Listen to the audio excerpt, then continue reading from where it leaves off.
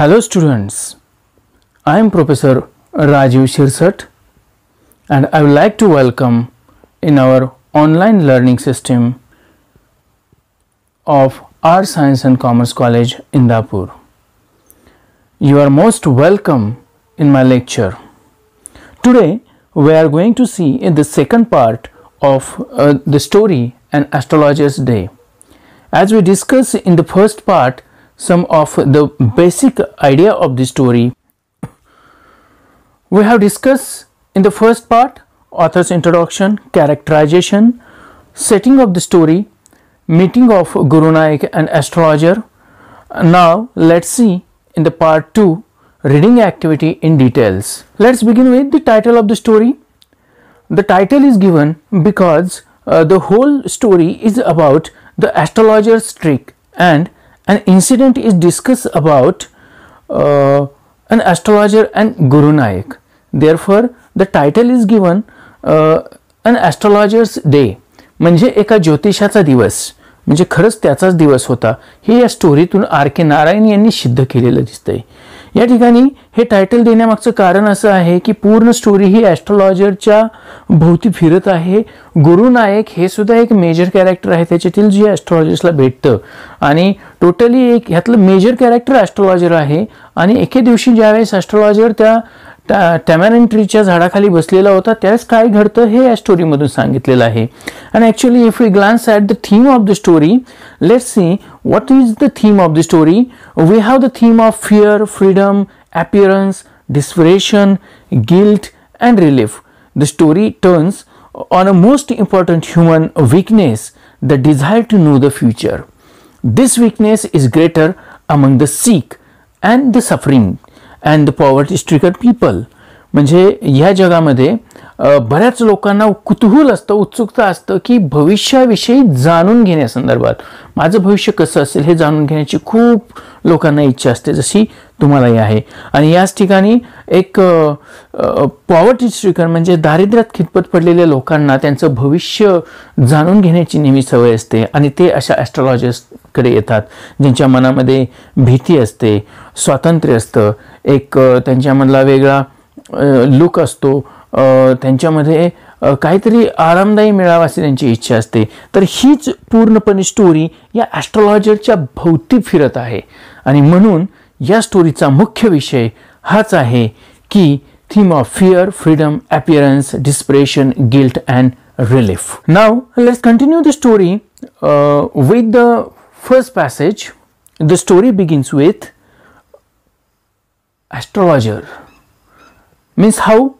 Look at we are going to see a line to line in this lesson. We are going to understand the story line to line. Let's see. Punctually at midday he opened his bag and spread out his professional equipments, which consisted of dozen cowrie shells, a square piece of cloth with obscure mystic charts on it, a notebook and a bundle of Palmyra writing. Look at what actually happens in this line.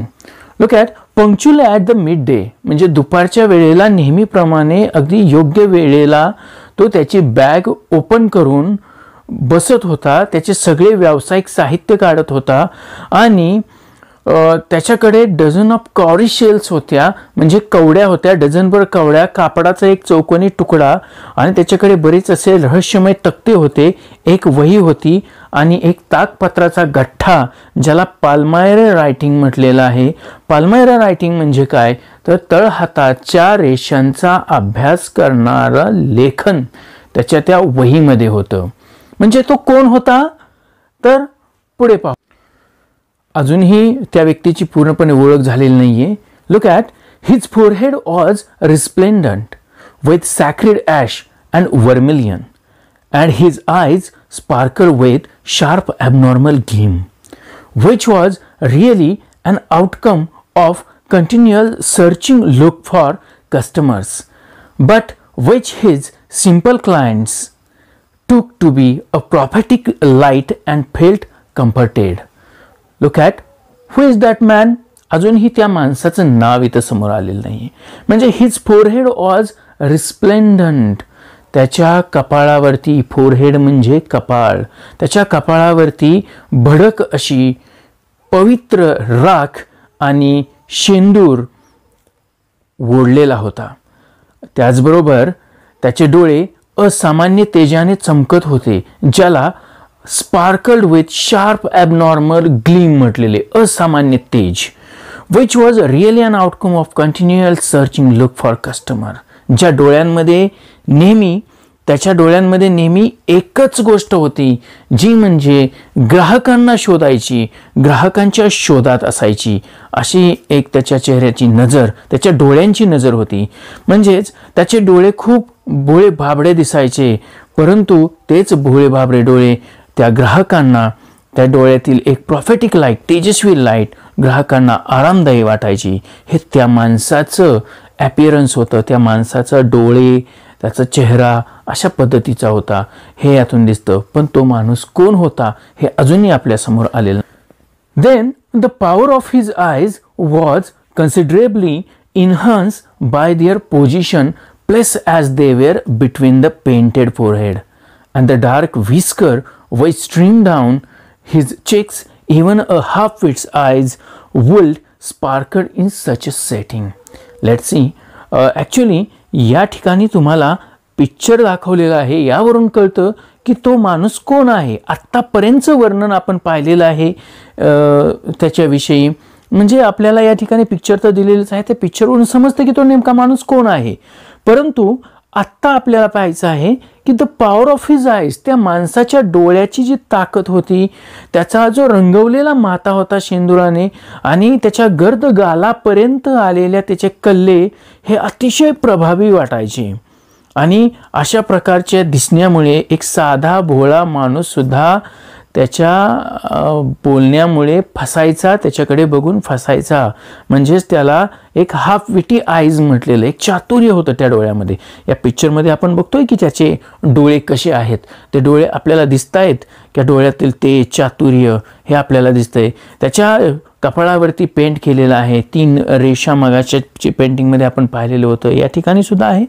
तो एक व्यक्ती कोण आहे हा अजूनही प्रश्न आपल्यासमोर आहे. कदाचित थोडंसं आपल्या लक्षात आलंच असेल की तो व्यक्ती कोण असू शकतो अशा प्रकारचा.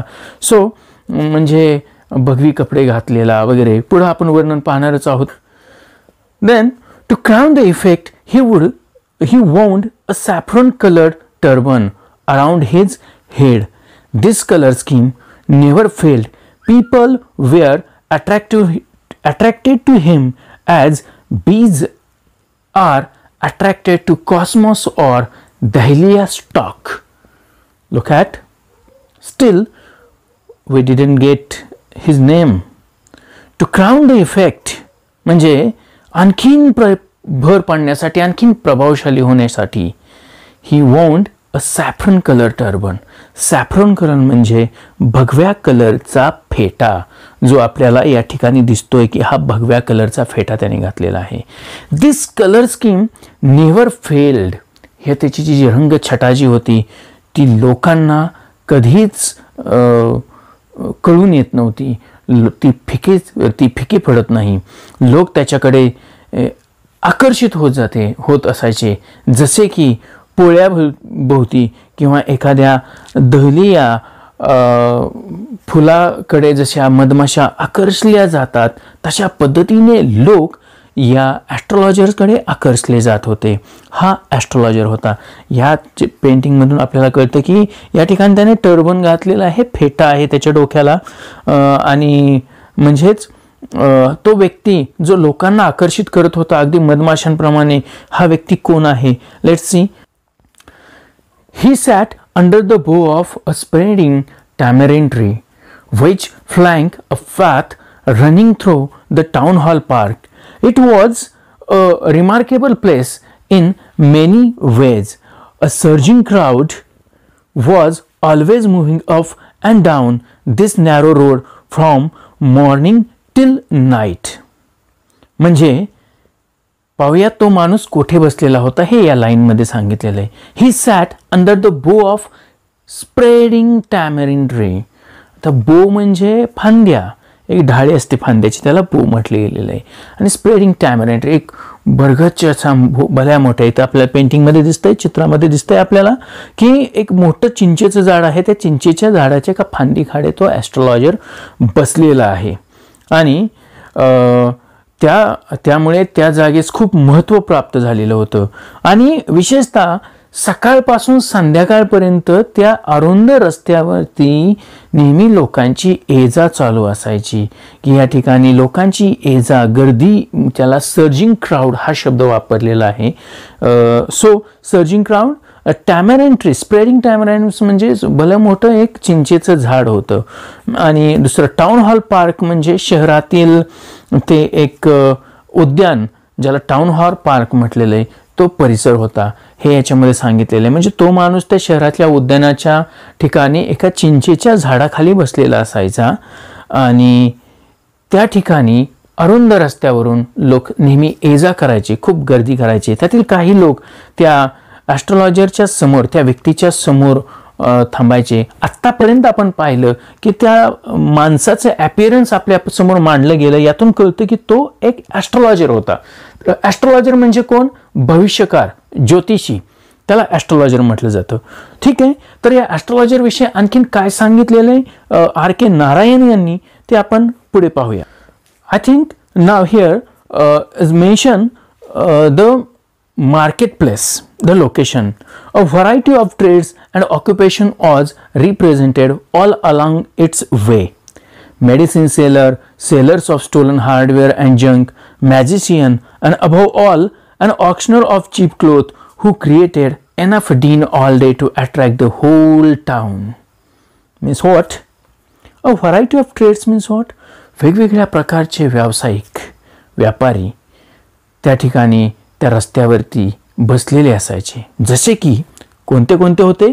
मेडिसिन सेलर्स म्हणजे औषध विक्रेते, sellers of stolen hardware and junk म्हणजे चोरीचा माल विकणारे लोक आणि भंगार विकणारे लोक सुद्धा होते. त्या ठिकाणी मॅजिशियन सुद्धा होते. मॅजिशियन मीन्स जादूगार.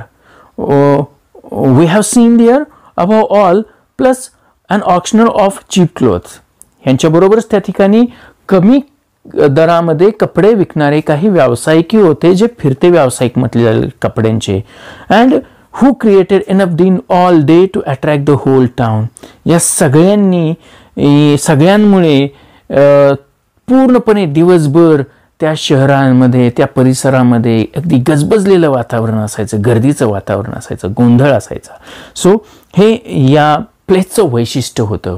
म्हणजे या प्रकारचे सेलर्स त्या ठिकाणी होते. कदाचित तुम्हाला एक्झाममध्ये प्रश्न विचारला जाऊ शकतो कशा प्रकारचा की write the name of variety of trades mention in the passage or extract. त्या एक्स्ट्रॅक्ट म्हणजे उल्लेख केलेल्या त्या ट्रेडचं नावं सांगा कोणकोणती होती. सो आन्सर काय असू शकतं? That is medicine seller, sellers of stolen hardware and junk, magician, an auctioneer of cheap clothes, also groundnut vendors, astrologers, and so all you can write for your answer. Next to him in vociferousness came a vendor of fried groundnut who gave his ware a fancy name each day, calling it Bombay ice cream one day, and on the next day Delhi almond, and on the third day Raja's delicacy, and so on and so forth. And people flocked to him. Look at what happened actually. Here is a character is discussed by R.K. Narayan. What is character? Character of groundnut vendor. आता groundnut म्हणजे काय? शेंगदाणे. groundnuts म्हणजे भुईमुगाच्या शेंगा, म्हणजे भाजलेल्या भुईमुगाच्या शेंगा विकणारा एक विक्रेता त्या रस्त्यावरती फिरत होता, जो त्याच्या शेंगांचं वैशिष्ट्य विक्री कशा पद्धतीनं करत होता त्याच्याकडे एक स्किल होतं. तो कशा पद्धतीनं विकायचा या ठिकाणी उल्लेख केलेला आहे. त्या ठिकाणी की त्याच्याच ॲस्ट्रोलॉजरच्या पुढच्या बाजूला एक ग्राउंडनट विक्रेता होता, शेंगदाणे विकणारा होता, भाजलेले शेंगा किंवा शेंगदाणे विकलेला होता, जो त्या शेंगाला दररोज वेगवेगळी नावं द्यायचा. नावं काय द्यायचा? एके दिवशी तो म्हणायचा बॉम्बेज आईस्क्रीम, म्हणजे बॉम्बेचा आईस्क्रीम मी विकायला आणलेला आहे. दुसऱ्या दिवशी तो असा ओरडायचा आणि म्हणायचा आज मी आणलेले दिल्लीज आल्मंड म्हणजे दिल्लीचे बदाम. आणि तिसऱ्या दिवशी तो म्हणायचा राजाच डेलिकसी, म्हणजे राजाच्या चवीचे पदार्थ मी खायला आणलेत रे या. आणि हे असंच तो नेहमी ओरडायचा आणि त्याच्यामुळे लोक त्याच्या अवतीभोवती पूर्णपणे फ्लॉक करायचे. फ्लॉक म्हणजे लोक जमा व्हायचे, गर्दी करायचे. ठीक आहे. A considerable portion of this crowd dallied before the astrologers too. The astrologer transacted his business by the light of a flare, which crackled and smoked up above the groundnut heap nearby. Look at now, here is the name mention of that person which is refer early beginning of the story. His name is astrologer. A considerable portion of this crowd dallied before the astrologers too. म्हणजेच फक्त गर्दी त्या groundnut वेंडरवाल्याच्या समोर होत नव्हती, कपडे विकणाऱ्याच्या समोर होत नव्हती, तर त्या ॲस्ट्रॉलॉजरच्याही समोर खूप गर्दी असायची. कशा पद्धतीने गर्दी असायची? इथं आपण पाहतोय गर्दीचं वातावरण आहे, ॲस्ट्रॉलॉजर आहे, म्हणजेच एक बराचसा भाग त्या ज्योतिषाच्या समोर सुद्धा वेळ घालवण्यासाठी जमायचा. त्या गर्दीचा बराचसा भाग येत होता आणि ज्योतिषी आपल्या व्यवसाय त्याने एका दिवाबत्तीच्या प्रकाशामध्ये मांडलेला होता आणि जो दिवा बाजूला असलेल्या शेंगाच्या ढिगाऱ्याच्या बाजूने दिशेने मांडलेला होता, जिथून कर्कश असा त्या शेंगदाण्यावाल्याचा आवाज येत होता. हे तर वैशिष्ट्य आहे.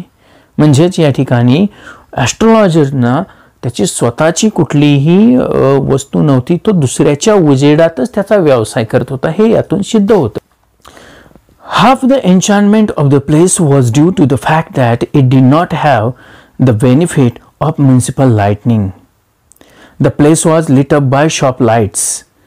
One or two had hissing gas lights.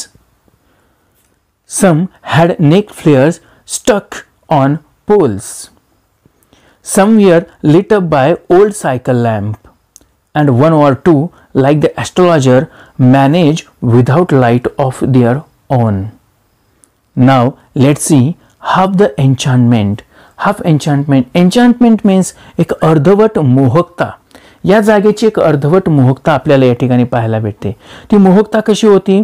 तर त्या ठिकाणी महानगरपालिकेने कुठल्याही प्रकारचे दिवे लावलेले नव्हते, जसे की आपण इथं पाहतोय. तरी सुद्धा ते जागा खूप प्रकाशमान होती. कशामुळे?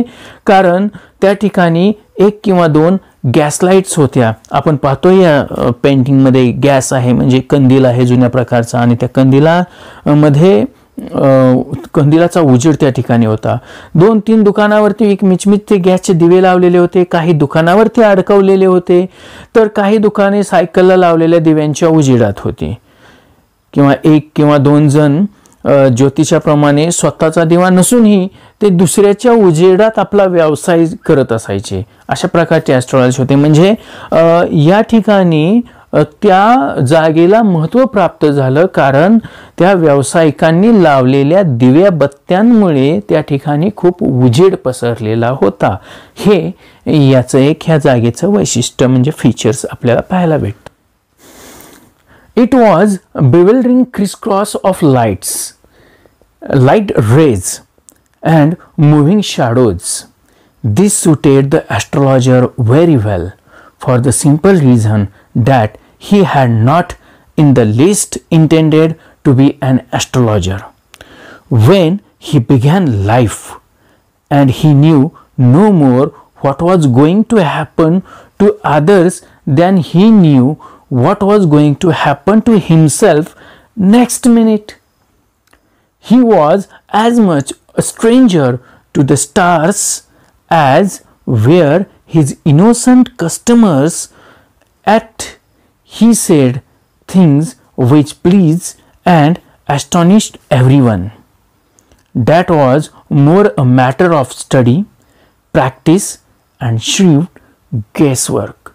All the same, it was as much an honest man's labor as any other, and he deserved the wages he carried home at the end of a day.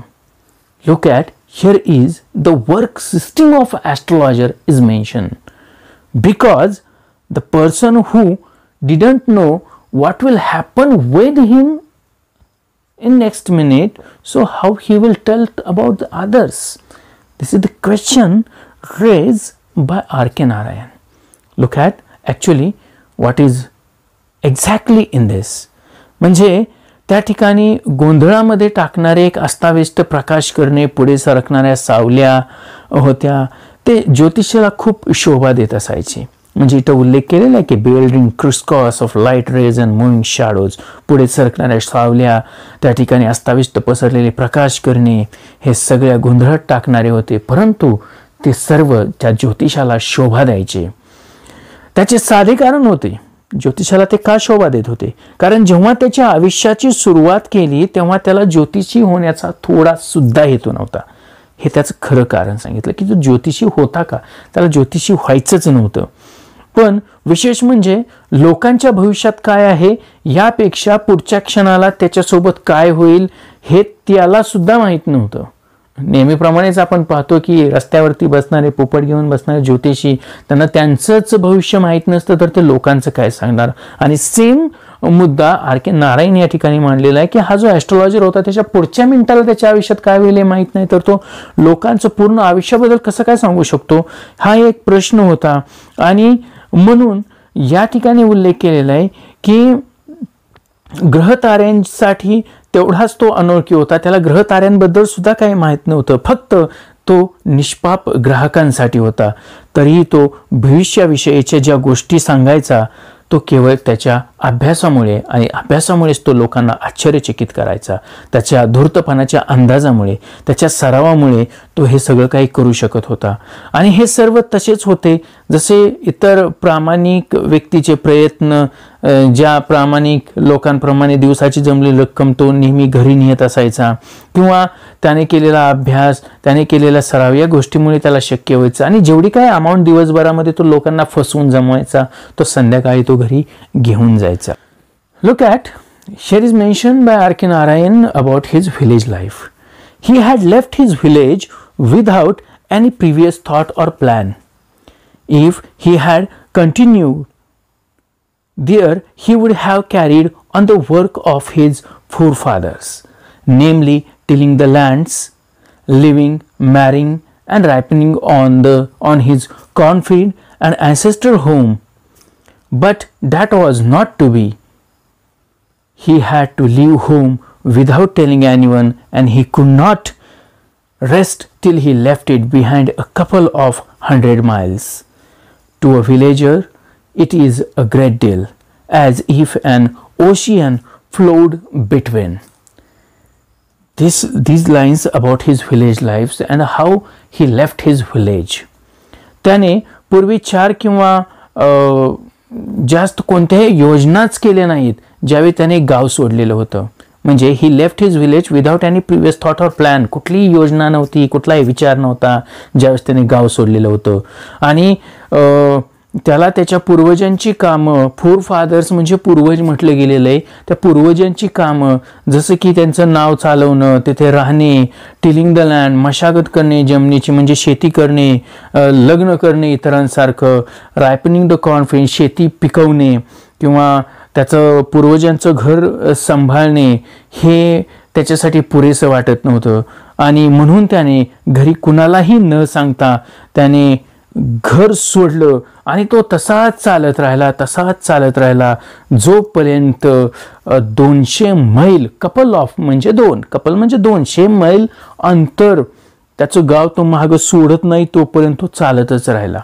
आणि शेवटी खूप गोष्ट एक होती की त्या गावाच्या मध्ये किंवा गावकऱ्यांसाठी ही खूप मोठी गोष्ट होती की जसा एक महासमुद्र त्या गावाच्या मध्येच असतो आणि तो महासमुद्र शेवटी सोडून जातो, अशा स्वरूपाचं त्या ॲस्ट्रोलॉजरने केलेलं होतं. त्याचं गाव तो सोडून आलेला होता. Now here is mention in this line the working analysis. Let's see how he had working analysis of Mankind troubles, marriage, money, and the tangles of human ties. Long practice had sharpened his perception.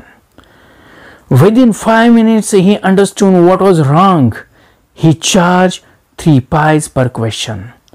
Never opened his mouth. till the other had spoken for at least 10 minutes, which provided him enough stuff for a dozen of answers and advices. Now let's see. जसं की ज्योतिषी प्रत्येकच एखादी गोष्ट करत असतो, त्या ज्योतिषाबद्दल हाही तो तसाच होता. कारण कुठलाच ज्योतिषी समोरच्याचं ऐकल्याशिवाय स्वतःचं काही सांगतच नाही. आणि हे इथंच त्या ज्योतिषाने त्याच पद्धतीनं केलेलं होतं. म्हणजे कसं होतं की he had working analysis of Mankind trouble. त्याच्याकडे माणसाच्या समस्यांचे प्रभावी विश्लेषण होते. वर्किंग अनालिसिस म्हणजे त्याचा एवढा प्रॅक्टिस सराव, प्रभावी विश्लेषण ज्याला अनालिसिस म्हटलं जातं होतं, की त्याला नेहमी माणसाच्या आयुष्यातल्या प्रॉब्लेमॅटिक गोष्टी नेहमी ह्याच होत्या. त्या म्हणजे कोणत्या, इथं उल्लेख केलेला की मॅरेज म्हणजे लग्न, विवाह, पैसे, मनी, अँड टँगल्स ऑफ ह्युमन टाय, आणि मानवी संबंधांची गुंतागुंत, मानवी नातेसंबंधामध्ये नेहमी होणारे भांडणे, अडीअडचणी, गुंतागुंत, ह्याच तर माणसाच्या गोष्टी असतात. आणि त्याच्या प्रदीर्घ अशा सरावामुळे तो त्याची पारंगतता त्यात वाढलेली होती. आणि त्याला अगदी 5 मिनिटात कळून जायचं की नेमकं त्या ग्राहकाची समस्या काय आहे. आणि म्हणजे तो एका प्रश्नाचे 3 P's एवढे पैसे आकारायचा. 3 P's ज्याला म्हटलेलं आहे, म्हणजे 3 पैसे तो आकारायचा. आणि जोपर्यंत तो समोरच्या व्यक्तीला कमीत कमी 10 मिनिटं ऐकत नाही, समोरच्याची व्यथा गारानं 10 मिनिटापर्यंत जोपर्यंत तो ऐकत नव्हता, तोपर्यंत तो त्याचं हे तोंड कधीच उघडत नसायचा. असा तो ॲस्ट्रॉलॉजर होता. आणि ज्यावेळेस त्याचं सांगून झालं 10 मिनिट, मग ह्याच्याकडे डझनभर सल्ले आणि डझनभर उत्तरं त्याला देण्यासाठी असायची. म्हणजेच आपण या ठिकाणी पाहतोय की माणसाच्या आयुष्यामध्ये असणाऱ्या टँगल्स आणि टायज ह्या पिक्चरमधून दाखवण्याचा थोडासा प्रयत्न केलेला आहे. आणि ज्यावेळेस माणूस टेन्शनमध्ये असतो त्यावेळेसच तो सगळे पर्याय संपतात, त्यावेळेस तो ॲस्ट्रॉलॉजरच्या मार्गाकडे लागतो. अशा स्वरूपाची ही story. So let's see in the next line. When he told the person before him, gazing at his palm, in many ways you are not getting the fullest result for your efforts. 9 out of 10 were disposed to agree with him. Or he questioned, is there any woman in your family, maybe even a distant relative, who is not well disposed towards you? Or he gave an analysis of character. Most of your troubles are due to your nature. How can you be otherwise with Saturn where he is? You haven't an impetuous nature and a rough exterior. This injured him to their hearts immediately. For even the mildest of us loves to think that he has a forbidden exterior. Now, what is actually R.K. Narayan wanted to convey about astrologer and the customer's relationship through these lines? म्हणजे जेव्हा when he told the person before him gazing at his palm, कारण सुरुवातीला माणूस आल्यानंतर तो पहिल्यांदा त्याचा तळहात बघत होता आणि तळहाताचं तो निरीक्षण करत निहाळत तो असा म्हणायचा की तुमच्या प्रयत्नांना यशच मिळत नाही. अरे प्रयत्न तर करून कंटाळा आला, पण प्रत्येक ज्योतिषाचं एकच, तुम्ही खूप प्रयत्न करता पण तुम्हाला काही यशच येत नाही. हे प्रत्येक ज्योतिषाचं एक पहिलं वाक्य असतं आणि या पद्धतीने त्याचंही चाललेलं होतं. आणि 10 पैकी 9 लोकांना तो त्याचं चिंतन सोडून त्याच्याशी सहमत होण्यासाठी तो प्रयत्न करत होता. तो प्रश्न करायचा नेहमी आल्यानंतर की तुमच्या कुटुंबातील एक अशी स्त्री आहे आणि कदाचित तुमच्या दूरच्या नात्यातील ही ती असू शकते जी तुमच्याबद्दल चांगले विचार चिंतन अजिबात करत नाही. ती बाई तुमच्याबद्दल वाईट चित्ते. आणि तो त्या व्यक्तीचे थोडंफार वर्णन करायचा, सांगायचा. आणि कदाचित कधी तर तो म्हणायचा की तुमच्या आयुष्यात ज्या काही समस्या होतात त्या केवळ सगळ्या तुमच्या स्वभावामुळे होतात. आता हे ऐकायला ज्योतिषाकडे जायची गरज नसते, हे माणसाला कळतं. म्हणजे पण तो ज्योतिषी या पद्धतीने सांगायचा. कधी तो म्हणायचा की तुमच्यावर आता सॅटर्न म्हणजे शनीची वक्रदृष्टी पडलेली आहे असंही तो सांगायचा. आणि कधी तो असा म्हणायचा की इथून पुढे तुमचा स्वभाव थोडासा रागीट आहे आणि यामुळे बाह्य गोष्टींवरती त्याचा प्रभाव पडत आहे आणि ह्या सगळ्या पद्धतीमुळं तो ॲस्ट्रॉलॉजर लोकांच्या हृदयामध्ये लगेच जाऊन बसायचा, हृदयामध्ये तो बसायचा. आणि असं सांगितल्यानंतर की ज्याचं बाह्यरूप इतरांना आवडणारं नसतं, पण या अशा गोष्टींमुळे तो ॲस्ट्रॉलॉजर लोकांमध्ये प्रिय झालेला होता, कारण तो त्यांचं 100%पैकी 50 ते 60% तरी तो त्यांचं सांत्वन किंवा त्यांचं सॅटिस्फॅक्शन करत होता. नाव evening come I think here. So in the story evening atmosphere is there. Means the nuts vendor blew out his flare and rose to go home. This was a signal for the astrologers to bundle up too, since it left him in darkness except for a little shaft of green light which strayed in from somewhere and touched the ground before him. He picked up his cowrie shells and paraphernalia and was putting them back into the bag when the green shaft of light was blotted out. He looked up and saw a man standing before him. Look at now. Here is the climax of the story. How? Look at, because it was evening time and the nuts vendor, म्हणजे तो भुईमुगाच्या शेंगा विकणाऱ्याने त्याची दिवाबत्ती विझवली आणि तो घराकडे जाण्यासाठी निघाला. आणि ज्यावेळेस तो भुईमुगाच्या शेंगावाला घराकडे निघायचा त्याच वेळेस हा ॲस्ट्रॉलॉजरसाठी सिग्नल होता की आता संध्याकाळ झालेली, आता मी सुद्धा घरी जायचं आहे, अशा स्वरूपाचा सिंगल. आणि तो त्याचं पूर्णपणे त्याच्या सगळ्या वस्तू गुंडाळण्याचा प्रयत्न करत होता. बंडल अप म्हणजे गुंडाळणे सगळ्या गोष्टी. आणि तो त्या ठिकाणी अंधार मागे ठेवून तसाच तो त्या समोरच्या प्रकाशामध्ये तो निघलेला असायचा.